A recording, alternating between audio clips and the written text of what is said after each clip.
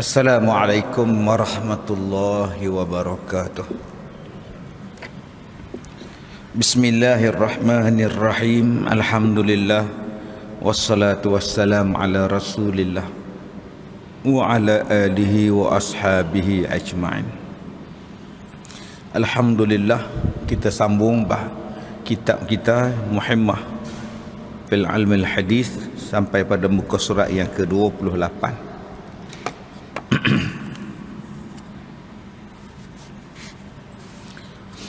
Dan telah mengeluarkan oleh Ibnu Hibban dan Al-Baihaqi, 3 orang yang tiada menerima Allah Ta'ala bagi mereka itu akan sembahyangnya, tiada mengangkat Allah Ta'ala bagi mereka itu kepada langit akan kebajikan. Baik, kita telah membaca berkenaan dengan apa yang disebut oleh Nabi SAW kepada anak-anak baginda Siti Fatimah pada kuliah kita yang lepas. Dan kita sambung pula, ada beberapa lagi jenis manusia yang disebut dalam himpunan hadis, dihimpunkan, maka jadilah 10 yang akan kita bincangkan pada malam ini. Kita baca dulu yang 3 ni. Yang pertama, 3 golongan yang tiada diterima oleh Allah sembahyang mereka. La yaqbalullahu salatahum, sembahyang tak diterima. Yang ni ada 2-3 hadis yang berbeza-beza orangnya. Ada hadis yang menyebutkan uququl walidain, orang yang derhaka pada mak bapak. Ada hadis yang menyebutkan tentang mudminun khamrin, orang yang mengekalkan minum arak. Ada hadis yang menyebutkan 3 golongan yang tak diterima sembahyang itu ialah ad-dayus, suami yang dayus. Ada yang ditolak amalannya ialah qati'ur rahim, orang yang putus silaturahim. Jadi ada banyak himpunan hadis berkenaan dengan orang-orang yang ditolak amalan dia, yang tak diterima sembahyangnya. Malah sembahyangnya itu amalannya dicampak semula kepada muka dia tu. Baik, dan tak dibawa ke langit pun. La tufattahu lahum abwabus sama', tak terbuka pintu langit pada mereka.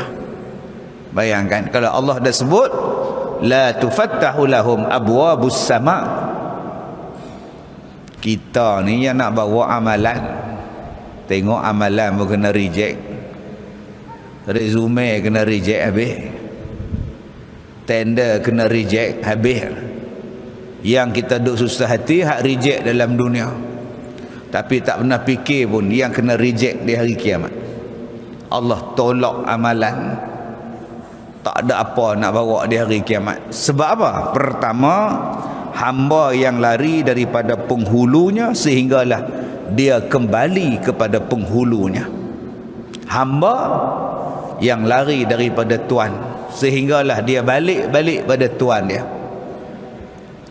Yang kedua, perempuan yang marah atasnya oleh suaminya sehinggalah redha suami kepada dia. Yang kedua yang sembahyang ditolak ialah perempuan, isteri yang suami marah pada dia, tak redha dengan perbuatan dia sehinggalah dia minta ampun balik pada suami dia. Dan yang ketiga, orang yang mabuk sehinggalah hilang mabuknya, Nak berapa hari nak hilang mabuk ni? Arak tu duduk dalam badan tu 40 hari still arak. Setitik dia tu 40 hari ditolak amalan. Bayangkan 1 jang, bayangkan 1 gelas, bayangkan 1 botol. Setitik pun 40 hari, kena sebotol, mau 4 tahun. Dengan sebab minum arak. Jadi 3 golongan ini tidak diterima sembahyangnya, tidak dibawa amalannya ke langit. Baik. Dan suatu cerita bermula sembahyang orang yang tiada diterima oleh Allah ada 10 orang. 10 perkara. Lam yaqbalullah, dia bukan tak sah. Bila Nabi kata tak diterima, maknanya sah. tapi tak diterima. Tak sah lain, amalan yang tak sah lain, yang tu reject terus. Apa dia?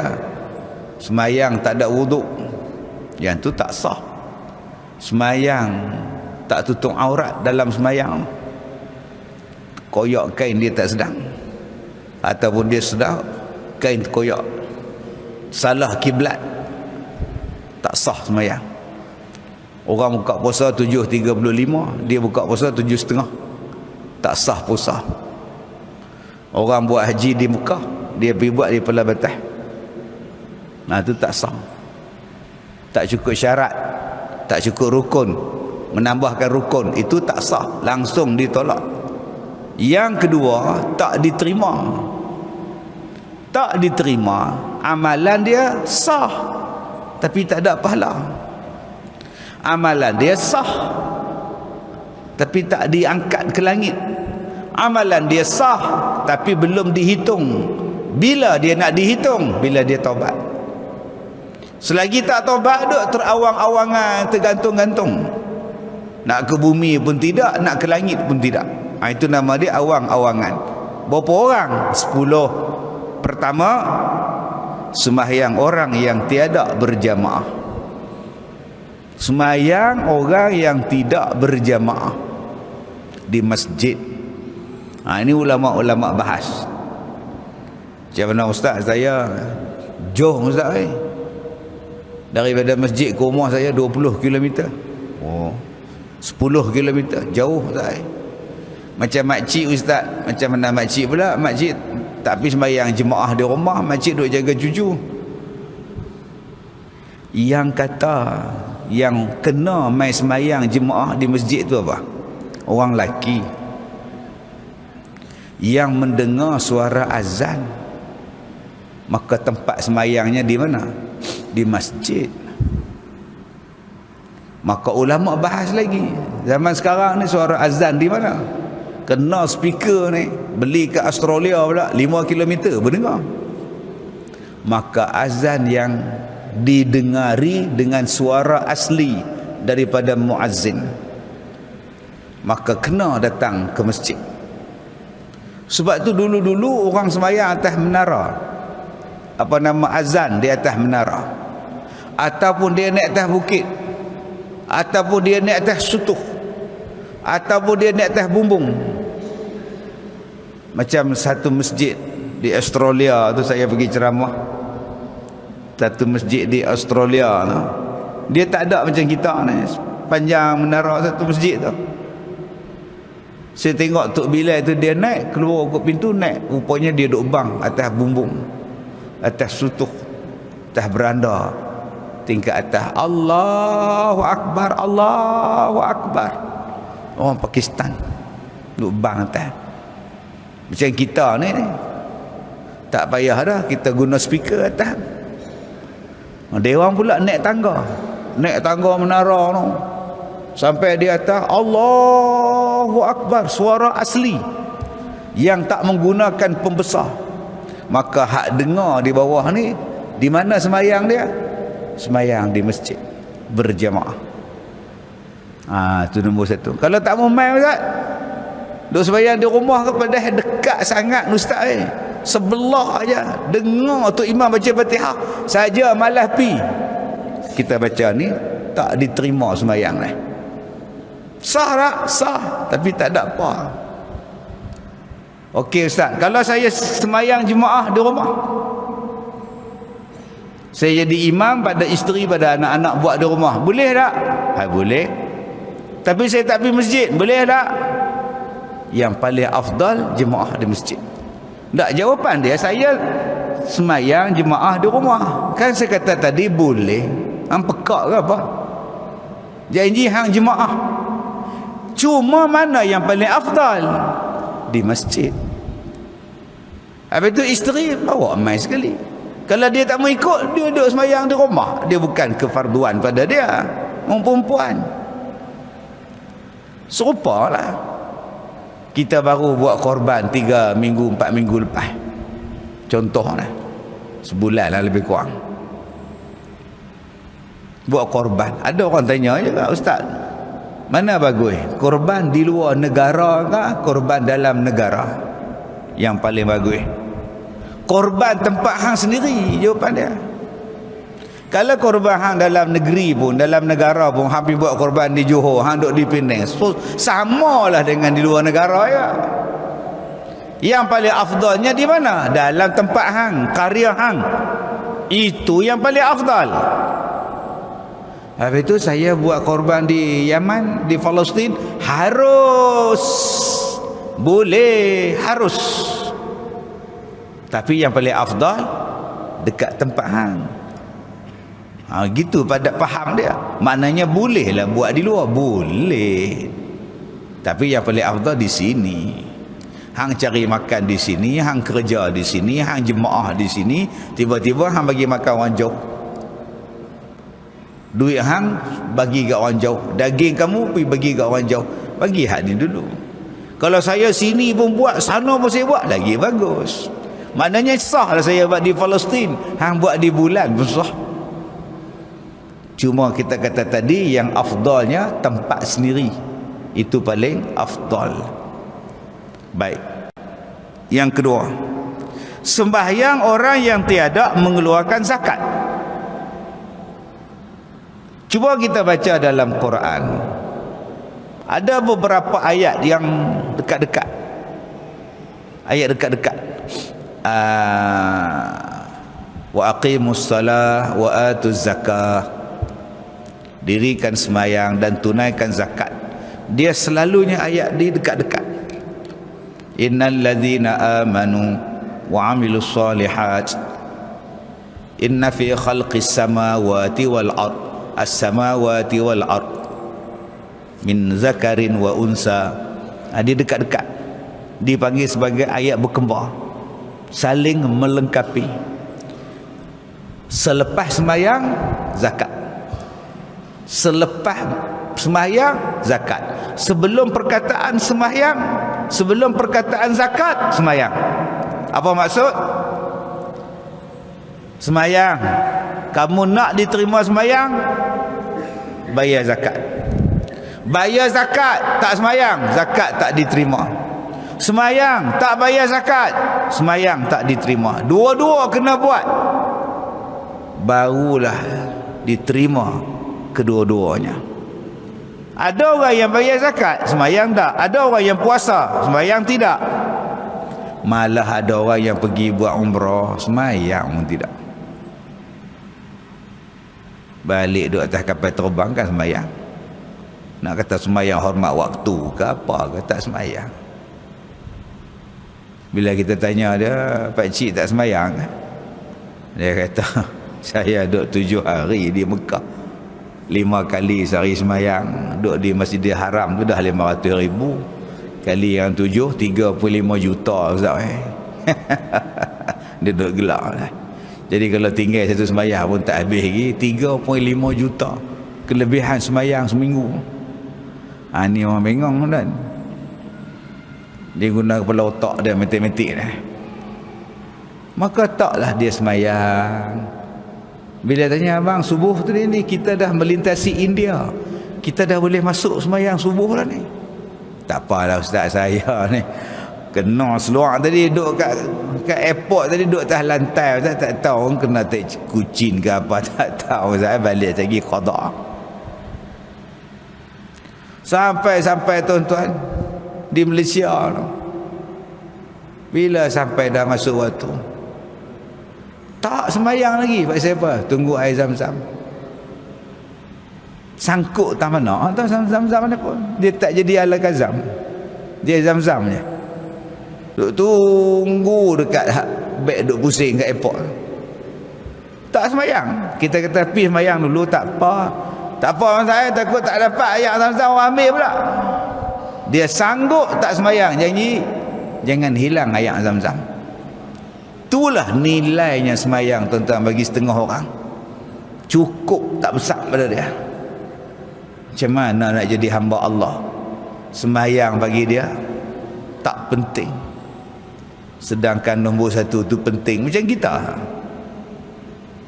tuan-tuan kena cakap dekat plus cakap dekat kerajaan negeri Pulau Pinang, kena ubah lah jalan tol Lebuh Raya tu, daripada Juru tu nak mai ke tempat tuan-tuan ni. Orang hak nak pergi Alustar pun jam, orang nak pergi Bertam pun jam, nak lalu kot Batu Work tu, Seberang Jaya tu, Sungai Dua tu jam. Hak keluar daripada pulau, hak keluar pada jambatan, hak mai pada Lebuh Raya. Tuan-tuan kena buat satu lagi laluan daripada Kuala Lumpur straight sampai Tol Sungai Dua. Yang mana nak masuk Pulau Pinang, Seberang Jaya, masuk kiri. Hak mana nak pergi Lostak, nak pergi Kangang apa semua tu, masuk kanan. Ni kami ni hak tak pernah nak pergi ke Batu Work bagi apa Seberang Jaya, duk nganga sekali bilalah kot ni. Duk jam. Kena buat lah. Kerajaan Perak pun kena buat dah. Asal lalu terowong, aksiden. Asal aksiden terowong. Duk lalu kot bukit tu, kena lori mampus brek. Brek tak makan, posak. Rodok habis orang. Hak baru ni tin sadin tabok. Duk peperak, duk pijak tin sadin. Jam berapa jam tuan. Pilah buat jalan-jalan baru, terbit daripada Taiping tembus sampai Gopeng. Habuan orang nak pergi ke Kuala Lumpur, taklah jam. Duit tak ada saya, duit tak ada apa sukan Commonwealth hang boleh hantar beratus juta belanja. Tuan-tuan ingat sukan Commonwealth tu sikitnya duit ke? Ambil duit peruntukan sukan tu pergi buat Lebuh Raya baru, insya-Allah tak jam. Dia keluar daripada ofis dia pukul 5, dia tak sembahyang asar ni. Rumah dia di mana? Rumah di Sungai Dua. Sampai di rumah elok bang maghrib. Dia qada asar dengan maghrib. Tiap-tiap hari macam tu. Melainkan Sabtu Ahad cuti. Bila kita tanya pasal apa tak sembahyang asar, dia kata jam lah. Turun jambatan tu, start tang situ lah. Kata siapa? Iyalah ustaz faham tak jam? Faham. Macam mana saya nak sembahyang, saya dalam jam? Kalau hang dah tiap-tiap hari jam, pak siapa hang tak sembahyang kat pejabat hang siap-siap? Itulah jawapan dia. Sembahyang ni lagi awal daripada jam. Sembahyang ni lagi awal daripada buat highway tu. Sembahyang tu lagi lama pada umur hang.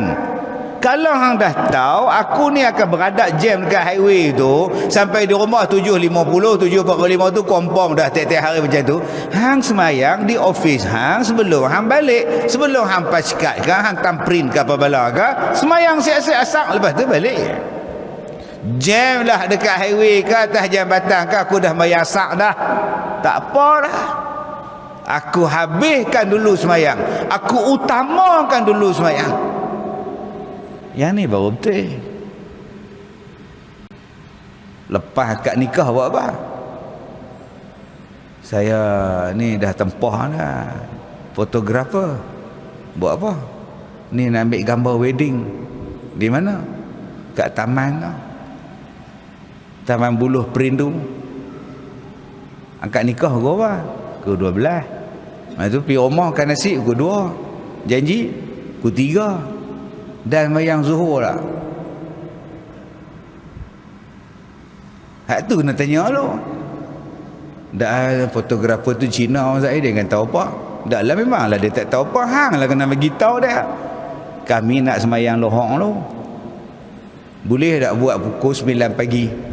9 pagi tak ada waktu wajib. Sepatutnya begitu. Utamakan semayang dulu.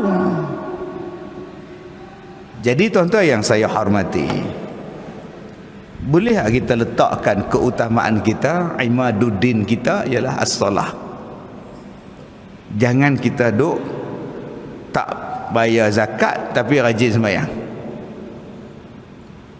Ada yang zakat emas, ada hak zakat KWSP, duk bergaduh 10,000 hak apa nama ai apa kena bayar zakat tak ustaz?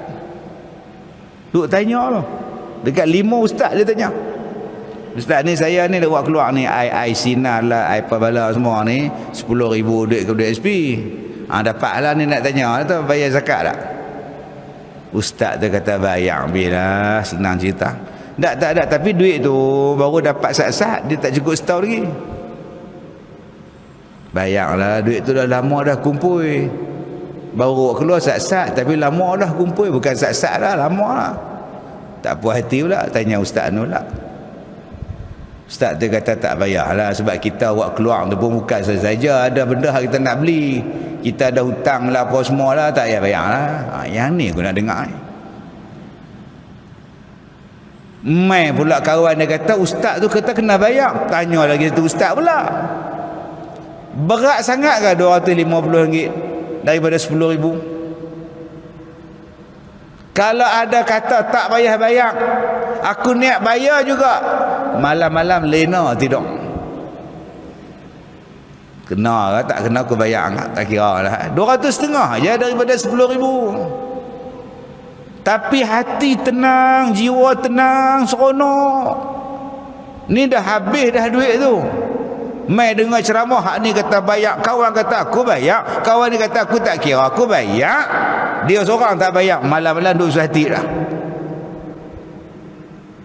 Persoalan nak bayar tak bayar tu biar-biar depa lah.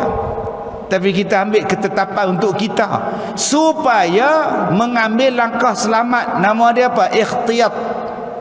Ambil langkah ikhtiyat, aku bayar siap-siap, selesai masalah. Keluar daripada khilaf. Akhirnya jiwa jadi tenang, tuan-tuan. Nombor 3, sembahyang orang yang berbuat zina. Orang yang zina ni seolah-olah dia buka baju, dia londeh kain. Apa dia tu? Dia membuka, dia membuang, iman dia terlucut macam dia buka baju, dia buka kain. Iman dia tak ada. Orang yang berzina macam tak ada iman, macam kita pergi buka baju tak ada apa. Macam tu orang berzina. Kalau dia ada iman, dia takkan berzina. Tak ada iman. Allahu Akbar. Saya ni boleh buat buku cerita macam-macam. Boleh buat buku, tuan-tuan. Aib orang main menangis-menangis depan. Orang handsome, tinggi, tegak badan, sadar. Masuk balik bilik saya, jumpa saya, menangis dulu. Dia peluk saya, orang tu pun rapat, badan besar. Saya tengok lagu ni, dekat 6 kaki ni, 5 kaki 9, 5 kaki 10 ada. Tinggi, badan tegak, dark, tall, handsome. Ada masalah. Saya jahat, Ustaz. Saya kata saya pun jahat.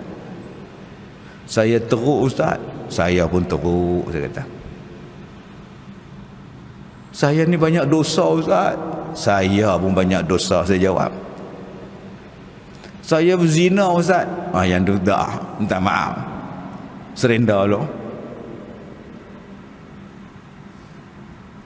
Dengan siapa? Ramai. Dengan siapa? Anak dara ke, janda ke, bini orang ke?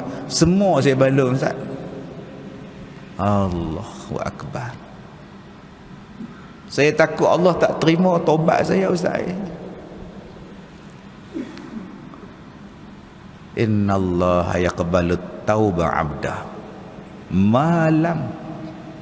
Sesungguhnya Allah Ta'ala menerima taubat seseorang hamba sehinggalah belum sampai dia al-gharar, yugharir. Sebelum sampai ghargharah, Allah terima taubat. Sebelum sampai nyawa pada ghargharah, Allah terima taubat. Besar mana pun dosa bang, pilah taubat pada Allah. Hak lain-lain saya tak mau dengar.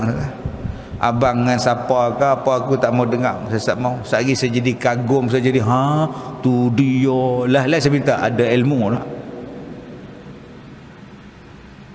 Tak payah pergi balik, cukup pergi tobat.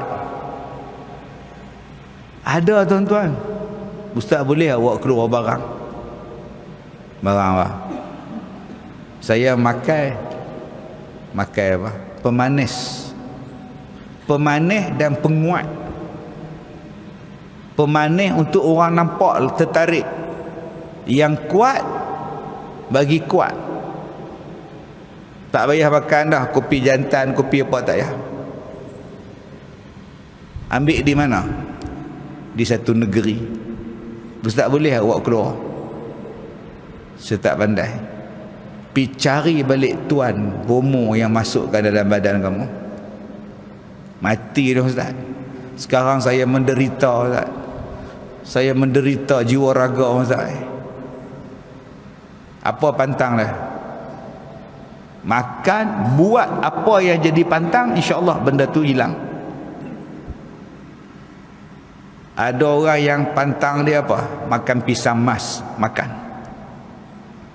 Ada yang pantang dia ialah lalu bawah penyidai. Hampir lalu bawah penyidai 10-40 kali pun tak apa. Ada pantang dia tak boleh main semayang jemaah di masjid, main semayang. Ada yang pantang dia tak boleh ziarah orang mati. Dia pergi x-ray di muka dia tuan-tuan. Di muka ni ada 19 jarum. 19 jarum. Yang merawat dia doktor Bangladesh. Terkejut beruk Bangladesh tu. Yang baru ni satu perempuan ada 6 ni. 2 di sini, 2 di sini, 2 di bawah. Tu hak jenis perempuan dia pasang susuk. Laki-laki pun pasang susuk, dia tambah pula untuk tenaga batin. Kemudian bila tak erti nak buang, dia mai jumpa. Saya kata itulah petua dia yang baik. Langgak petua dia. Kalau sakit ustaz, tanggunglah. Tanggung. Saya kata saya ada ubat abang saya pun sakit bang. Tapi saya tak nak mengalah dengan sakit saya ni. Abang janganlah mengalah kalau sakit. Macam-macam tuan-tuan yang menjurus kepada zina ni. Baik laki baik perempuan sama. Dah pakai benda ni, dah jadi teruk, dia tak erti nak buang. Zina ni pula tuan-tuan macam-macam jenis. Zina dengan keluarga, mak, anak, adik, kakak, abang. 2, zina dengan jiran tetangga. Jiran pergi kerja, dia masuk rumah jiran dia, pergi projek dengan isteri jiran. 3, zina dengan tangan. 4, zina dengan mata, duk tengok benda haram. 5, zina dengan binatang. 6, zina dengan sesama jenis, jantan dengan jantan, perempuan dengan perempuan. Ini zina juga. Kemudian berzina biasa, laki perempuan. Itu kategori biasa lah, pelacur ke apa bala tu lah. Ini kategori dia. Jenis-jenis zina ni tuan. Bukannya satu jenis. Kemudian perbuatan yang menyerupai dosa zina. Dia tak berzina, tapi ada perbuatan dia menyerupai dosa zina. Tak semayang maghrib, dosa macam zina dengan mak. Bayangkan. Sekali zina 60 tahun amalan ditolak. Kena tiap-tiap hari sampai ke mati, amalan tak ada. Masya Allah. Ada isteri suami dia berzina pun tak apa, jangan nikah lain. Dia jadi perangai apa tau. Suami kata abang nak menikah lain, berani buat. berani buat. Jenis menakut bini pula tak buat. Tapi tak takut dengan Tuhan. Dengan isteri takut, dengan Tuhan tak takut. Ni dia penyakit orang kita ni. Nak nikah lagi seorang, isteri tak bagi. Berani buat, tak buat. Tahu kat kita jaga, siap nak buat. Kalau berani nak tengok ada tak ada, takut. Tapi dengan Allah tak takut. Dibawanya berzina perempuan lain, laki-laki lain. Sekarang siapa yang awak takut? Isteri awak atau Allah Ta'ala? Suami awak atau Allah Ta'ala? Macam kita makan, tak ada logo halal tak beli. Meragukan tinggal benda tu. Tak sembelih, buang sungguh. Kena pula daging babi, campak habis. Babi sungguh, dia maki pasal haram. Nak makan, dia cek sungguh benda nak masuk dalam mulut. Yang dia tak cek ialah benda yang keluar daripada mulut. Apa dia? Kata-kata. Kata-kata dia tak cek, dia maki orang, dia memfitnah, dia ngumpat, dia menghasut. Yang tu tak ada dia cek. Bak makan dia cek, halal haram, halal haram, halal haram. Bak mengata tak pernah dia cek. Kau suka mulut dia nak keluar apa pun. Ini perangai manusia ni. Baik, yang keempat, sembahyang orang yang makan riba. Alladzina ya'kuluna ar-riba la yaqumuna illa kama yaqumul ladzi yatakhabbathu asyaitanu minal mas. Al-mas, kerasukan. Al-mas tu maksudnya kerasukan. Dalam Quran sebut tu, orang-orang yang makan riba tidaklah dia berdiri di hari kiamat melainkan macam kerasukan syaitan. Mari hari ni orang sebut mana ada histeria, mana ada kerasukan, dia stres. Jadi bila dia stres, gelombang dan tu dia mempengaruhi perasaan dia. So dia akan melakukan sesuatu ya di luar tindakan dan kawalan dia. Dan ini kita panggil ya sebagai histeria. Sebenarnya tidak ada apa-apa pun, cuma dia ada gangguan, mungkin perasaan dia sedikit tertekan ataupun anxiety ya. Nampak ni, pakar bercakap, saya ajuk ya. Dalam Quran kata ada kerasukan. Orang yang makan riba di hari kiamat tidak akan bangun melainkan macam orang yang kerasukan syaitan. Jadi ada yang histeria, ada yang kita sebut sebagai stres. Dengan sebab dia stres, dia menjerit. Dan ada yang mengada-ngada. Baik, kita nak tahu dia kerasukan syaitan, macam mana nak try? Surah Al-A'raf ayat 13. Qala fahbit minha fama yakunu laka an tatakabbara fiha fakhruj innaka minas saghirin. Okey, kita tengok reaction dia. Apa reaksi dia? Katalah budak tu duk menjerit. Duk menjerit. Abang, anak kita menjerit ni. Tak apa anak jiran, tolonglah haji orang masjid, tolong tengok anak saya. Kita pun tengok anak dia waktu duk menjerit tu. Tuan haji tak baca apa-apa ke? Dak hang suruh tengok, aku tengok. Jenis Pak Haji bodoh, tak suruh tengok. Jadi apa yang tuan-tuan nak baca selain daripada tengok? Qala fahbit minha fama yakunu laka an tatakabbara fiha fakhruj innaka minas saghirin. Dia buat bodoh, budak hak nyerin. Maknanya dia tidak kerasukan. Ayat ni termasuk di dalam 10 ayat yang paling ditakuti oleh syaitan. Ayat bagaimana Allah menghalau iblis daripada syurga. Kalau tuan-tuan berani Tuan-tuan try hafal ayat ni, baca pada orang yang kerasukan. Bila kita baca ayat ni, dia tengok muka kita, lagi terbeliak mata dia. Kadang-kadang dia mengundur pula, tolong. Maknanya dia kerasukan. Atau lagi dia melawan, terbeliak mata dia, lagi menjerit.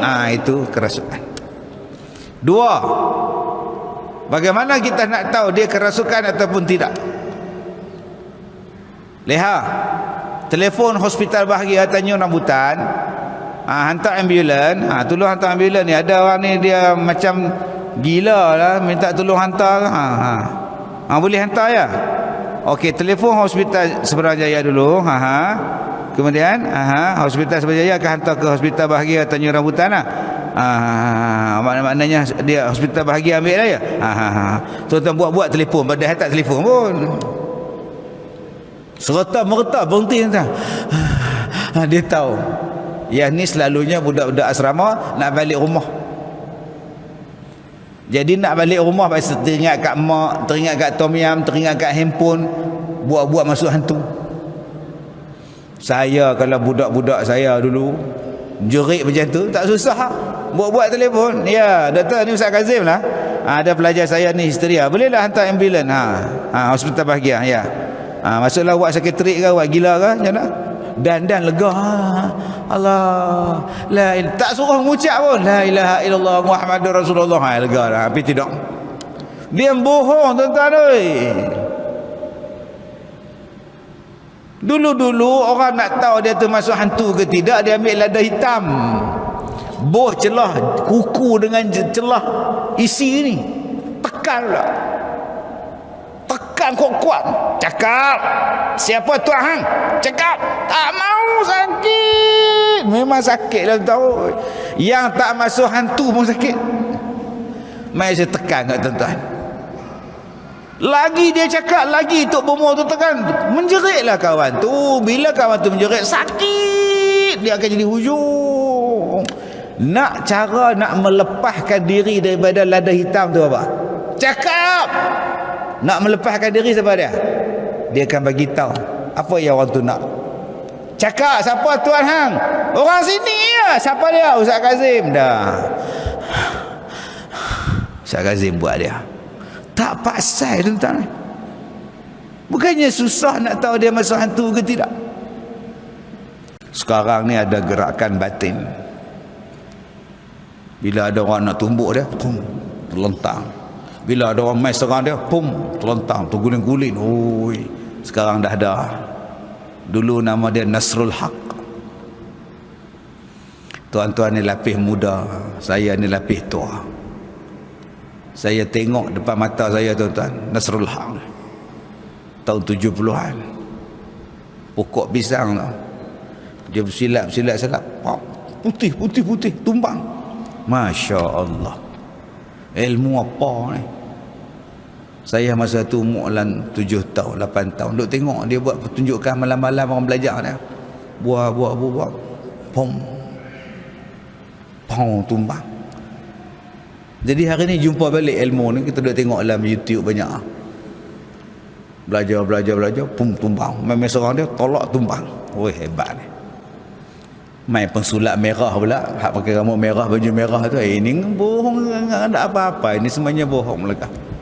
Macam-macam tuan-tuan. Dia tak jumpa hari, hang jumpa jenis hak Nasrul Haq tu, terbelah hak.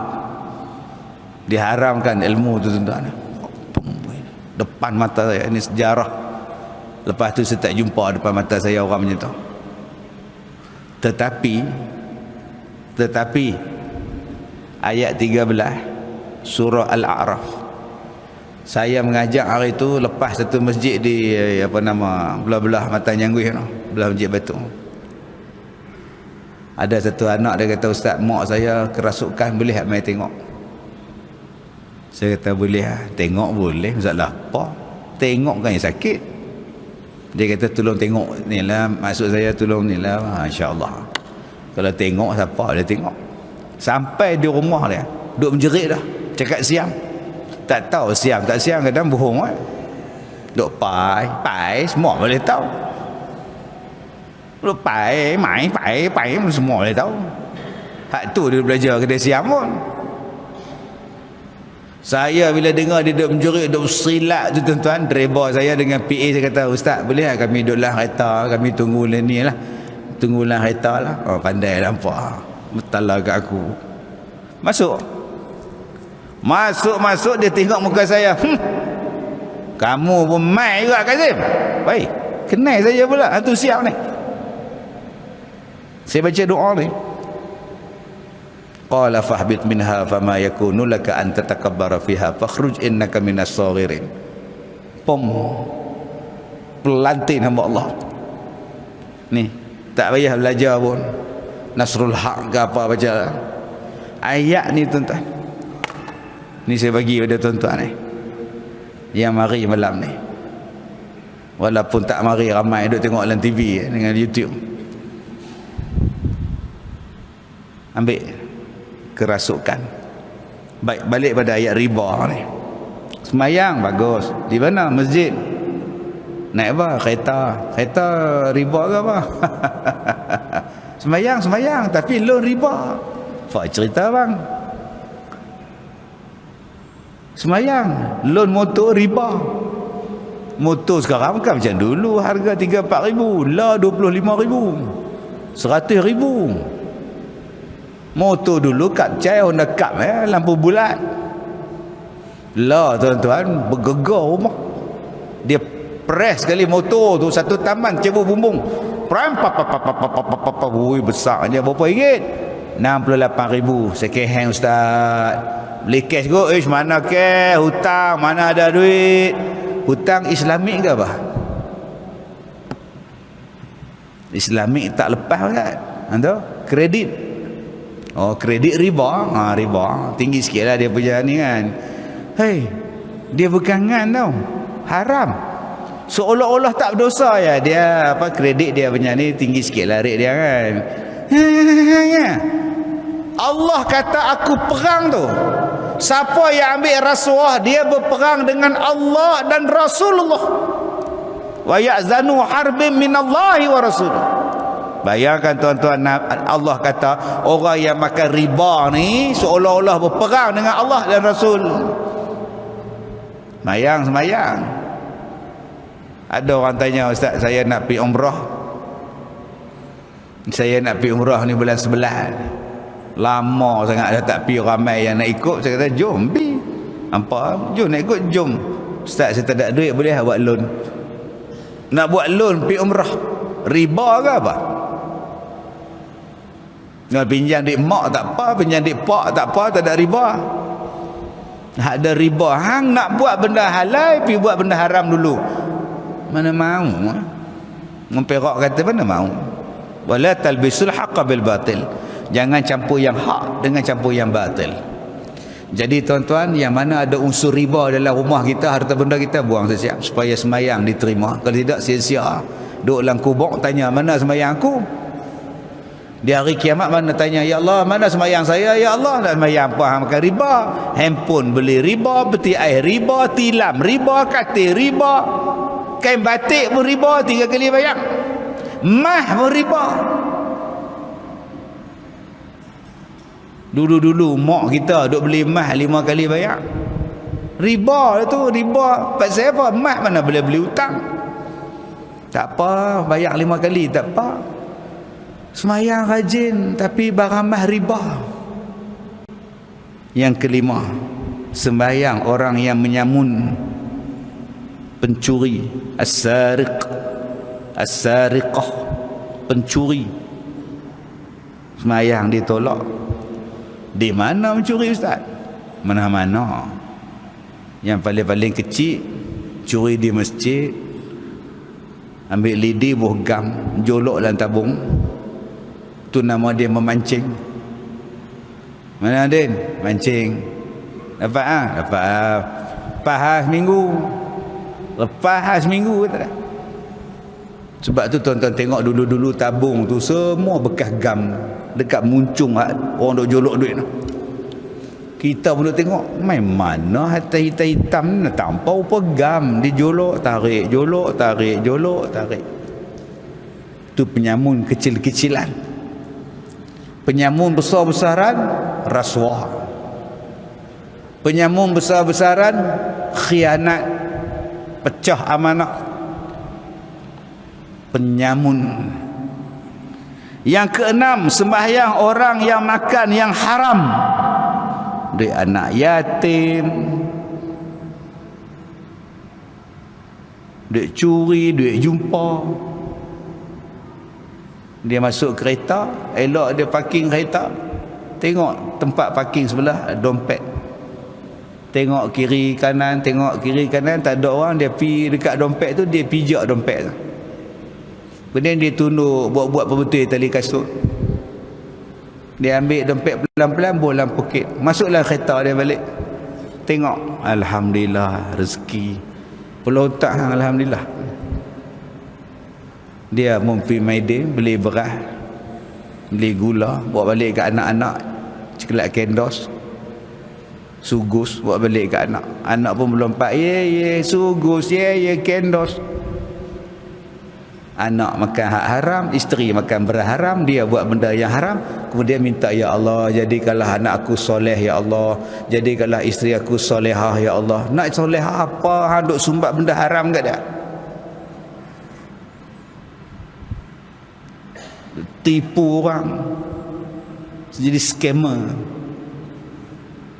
duk menega sukat dan timbang tak betul. Yang duk jual kereta, menipu pada pelanggan, pergi ubah dia punya meter mileage. Yang tukang beli kereta tengok, tahun bila ni? Tahun ni tahun 17, tapi mileage rendah bang. Mileage cukup cantik bang, 30,000 bang.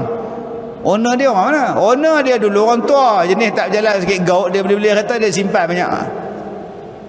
Oi, 5 tahun baru 20,000 no. Tu abang cantik lah. Saya kedai saya bang cakap terang bang, jenis hak terus mileage beratus ribu memang kata reject kita pun nak jaga customer kita bang.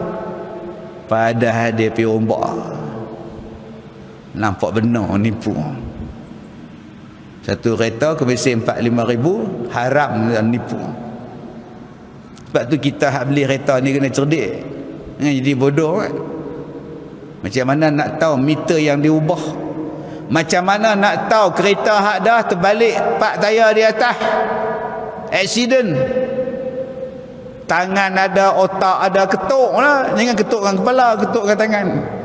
Ketuk tengok bunyi zinc ke bunyi simen, semua dia beritahu. Jangan tengok cat tu lawa tu, cat lawa tu usah tengok hak tu.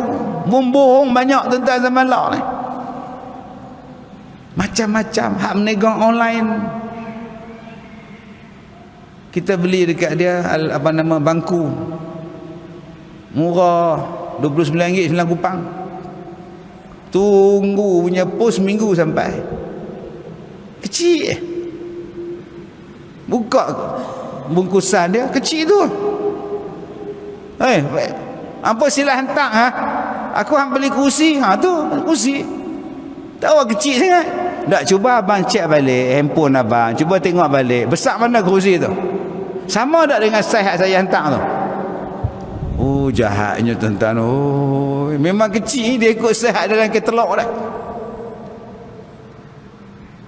Dulu-dulu orang kampung ni lurus benda. Tuan-tuan ingat tak dulu ada orang masuk kampung-kampung bawa katalog pinggan mangkuk, satu set pinggan mangkuk daripada kecil sampai ke pok, cucu cicit perlu dia penuh. Dia bubuh dalam mangkuk tu kacang, dia bubuh dalam mangkuk tu buah apple, buah limau. Yang mak kita pun beli, ambil ni 150 ambil. Minggu depan sampai, mak kita cari mana dia kacang, mana dia tu apple, limau mana. Dah makcik beli, mana ada beli apple dia. Dah hang tunjuk dekat aku hari tu ada apple, ada limau dalam mangkuk tu, aku beli pasal apple tu, bukan pasal pinggan tu. Sebab tu tuan-tuan, kita akan belajar nanti apa hukum orang yang mengiklankan barang tapi bukan dengan betulnya. Iklan tak seperti mana yang sebenarnya. Dulu ada iklan suami dia jadi angkasawan, Isteri dan unit kawalan di bumi ni duk cari suami dia, lost contact, tak dapat nak kontak angkasawan di angkasa. Isteri dah gelisah dah, manalah laki aku, buat apalah laki aku. Tiba-tiba isteri dia bangun, dah cuba telefon bimbitnya, pegawai-pegawai dekat unit kawalan tu pakat duk telefon, suami dia tengah makan pisang. Halo, kami mampu menghubungi anda walau di mana juga anda berada. Itu iklan dia. Padahal duduk di kampung kita, line tinggal satu bar. Saat ada, saat tak ada, saat ada, saat tak ada. Tapi yang iklan dalam radio, dalam TV, kami mampu hubungi sampai ke angkasawan tu. Kita pun pergi belilah line dia. Bila beli tuan-tuan, kita jadi sawan, bukan angkasawan. Apa hukum tu tuan-tuan? Ada tak termasuk ni benda yang haram ni? Tak jadi haram, jadi syubhah perniagaan. Oh, belum masuk lagi influencer yang duk jual produk macam-macam tu. Gunakan produk ini, dia mampu mencerahkan wajah anda dalam tempoh 5 hari saja. Gunakan. Masuk 10 hari, muka pun tak ada, relai habis daging ni. Dia bubuh bahan kimia apa, memang putih. Hari pertama putih pun dah. Masuk hari ke-8 merah, lepas merah hitam, lepas tu tak keluar rumah dah. Hambuh produk apa ni, timbang kilo ke apa? Jaga-jaga tuan-tuan. Kita tertarik dengan duit dia yang bertimbun. Siapa yang nak order cepat ni, banyak orang order ni, duit bertimbun-timbun, berkepul-kepul. Rupanya duit 100 hak depan, hak belakang tu semua kertas kosong semua. Berhati-hati tuan-tuan ni. Orang hak menipu ni, dia dapat duit haram dengan perniagaan dia. Mai semayang pula, lagi tak diterima semayang. Yang ke-8, yang ke-7, sembahyang orang yang memakan dan meminum yang haram. Sama lah. Tuan-tuan mungkin tuan-tuan tak jumpa noh, orang hak makan babi, orang Melayu kita, Islam kita. Saya jumpa. Sebab tak salam kan dia, perempuan. Dia kata, Ustaz, saya makan babi. Menung tuan-tuan, anak darah, bukan janda. Mari kat saya nak buat petua macam mana nak hilang ketagihan makan babi. Allah, Ustaz, saya suka makan babi Ustaz. Bukan babi, babi. Baru nampak kotor. Kalau hang sebut babi, bunyi macam habi.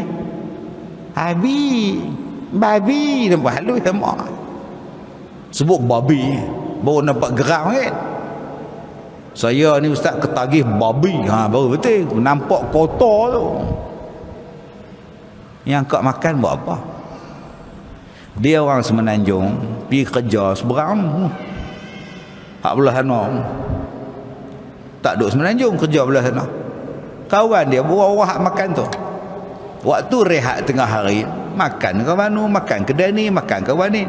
Dia Islam, dia halal, kawan-kawan dia ikut. Mai satu hari kawan-kawan dia tak Islam, dia kata, jomlah, jom kita orang sini makan banyak sedap. Tak boleh, saya tak makan itu pork semua. Ini you tak nak pork pun tak apa, you ambil sajalah. Veggie pun you boleh ambil. Mula-mula makan sayur gitu. Tengok kawan duk makan bagui punya tuan-tuan, babi seruk. Sambil duk makan, sambil duk nyembang. Tempiah gamaknya babi kat muka dia. Try. Sedap.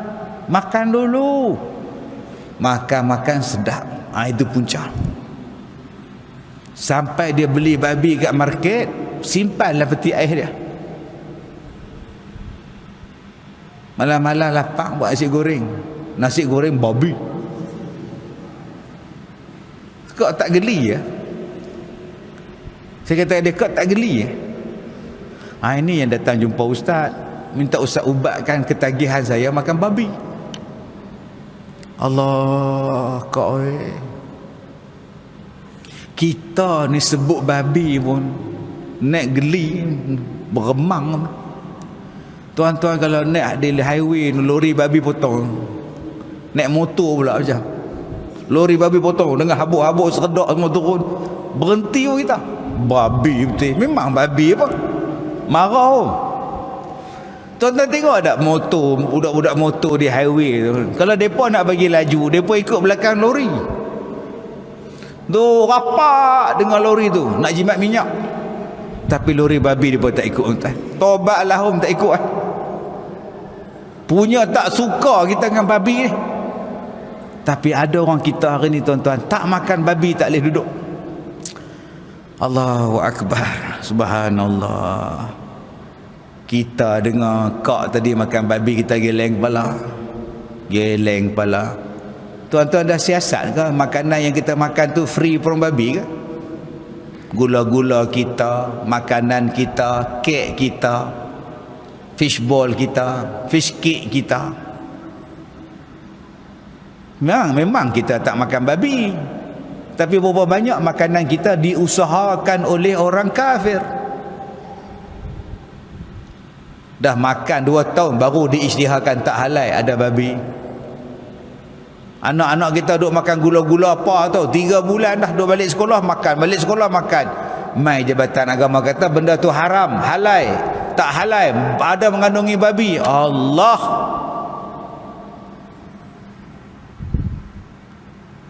Baik. Kemudian sembahyang orang yang menjual yang haram. Dia jual apa? Ular sawah. Dia pasang perangkap babi masuk. Dia panggil orang hak makan babi, mai tembak. Pom, mampus babi hutan. Buh, atas raga motor dia belakang seat naik pergi pekan. RM50. RM50 tu haram kan?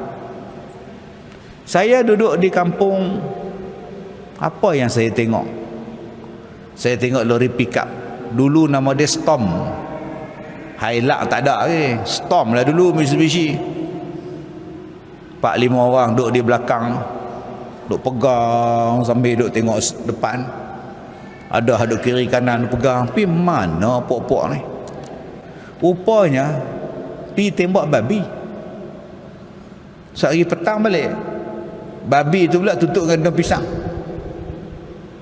Yang duduk belakang tu orang kita, hak duduk depan tu orang hak ni lah, ada makan babi. Apa kena mengena orang kita ni? Rupanya mereka ni adalah pasukan sorak.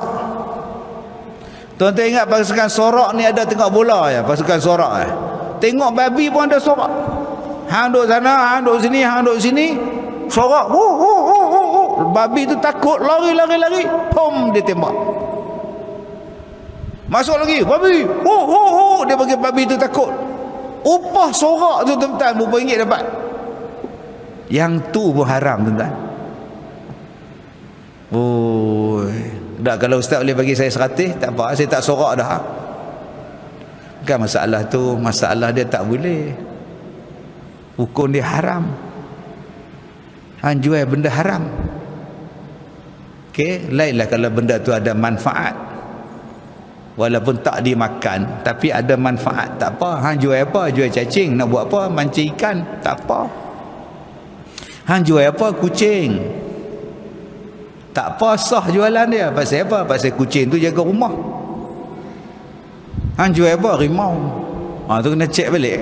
Rimau ada faedah apa? Dia boleh belah tak rimau? Belah, tengah dia tak ada makanan, dia makan hang. Bomba mai cari duduk dalam perut dia. Ada benda hak boleh jual walaupun tak dimakan.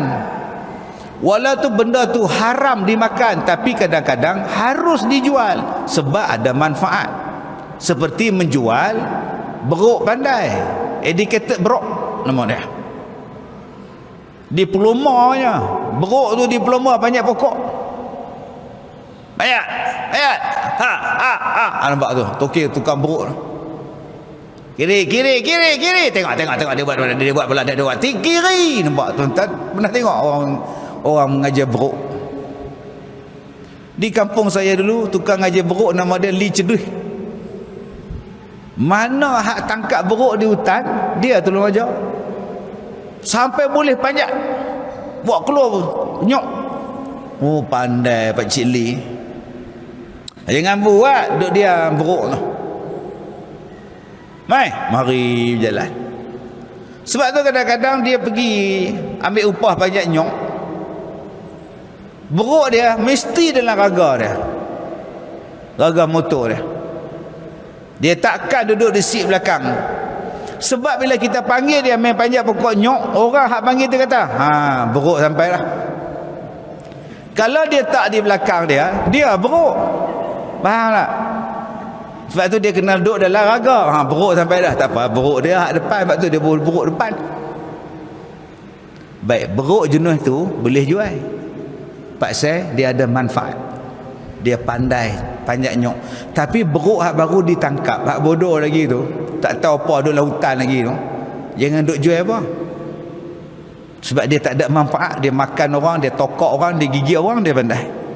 Tu kena tengok mana benda yang ada manfaat, benda yang tidak ada manfaat. Baik. 9. Sembahyang hamba yang lari daripada Tuhan.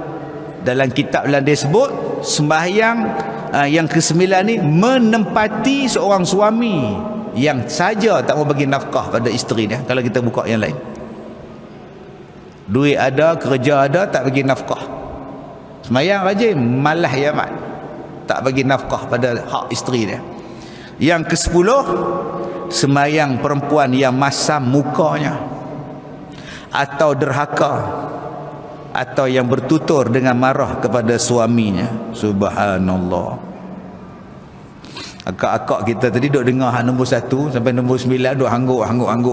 Saya kena kat orang lain, mai kena hak 10 tak guna tu. Baru aku bergaduh dengan lelaki aku nak turun masjid ni, suami tak apa nak dengar. Saya nak sembahyang isyak sini ke, nak perhabis balik ke macam mana, tak dengar suami tu. Nak sembahyang ke, nak dengar ceramah ke, lepas maghrib balik ke nak dengar ceramah lu. Buat bodoh. Oi, orang tanya ni, nak sembahyang sini ke, nak balik ke, nak dengar ceramah Ustaz Kazim? Dia pekak. Tak apalah kuat tinggi pun pasal dia pekak, tapi jangan dengan benci. Dah makcik tak benci Ustaz, oi. Makcik kena tinggi suara pasal dia tak dengar. Betul, saya terima. Tapi cuba makcik ulang balik dialog selepas tu. Nak sembahyang maghrib sini ke, nak tunggu sampai habis ceramah? Suami pekak tak dengar. Oi, nak sembahyang sini ke, lepas tu balik ke, kan nak tunggu sampai habis ceramah? Pekak payah sungguh. Nampak. Tadi akak kata akak cakap kuat sebab dia pekak. Hak lepas tu tak ada kena-mengena dengan kepekakan, kebadakan suami tu. Akak pi kutuk dia, pi maki dia, bodohnya jadi pekak lah. Nampak tak? Yang tu yang jadi banyak tu, bertutur dengan kasar kepada suami dia. Habis itu Ustaz, kalau suami bertutur dengan kasar pada kami, isteri-isteri dia, ambil nombor 9 tu. Sama. Isteri untuk disayangi, bukan untuk dimarahi. Isteri untuk dijaga, dibelai, dia kasih, bukan dibenci. Fa imsakum bi ma'ruf aw tasrihum bi ihsan. Kalau kamu rasa kamu sayang isteri kamu, bela elok-elok. Kalau dah rasa tak boleh hidup dengan dia, pergi lepaskan dia baik-baik. Jangan pukul dia, jangan seksa dia. Banyak benda dia boleh buat lagi kalau kamu lepaskan dia. Kadang-kadang dia lebih senang hidup seorang dia. Kadang-kadang dia dapat jodoh yang lebih baik daripada awak. Islam ajar pada kita kebaikan. Baik, insya-Allah kita jumpa lagi pada kuliah yang akan datang, insya-Allah. Tandakan di situ.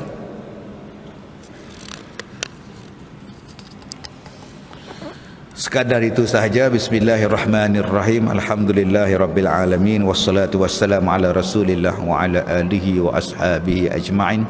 Rabbana zalamna anfusana wa illam taghfir lana wa tarhamna lanakunanna minal khasirin. Rabbana la tuzigh qulubana ba'da idh hadaitana wa hab lana min ladunka rahmah innaka antal wahhab. Rabbana atina fid dunya hasanah wa fil akhirati hasanah wa qina adzabannar.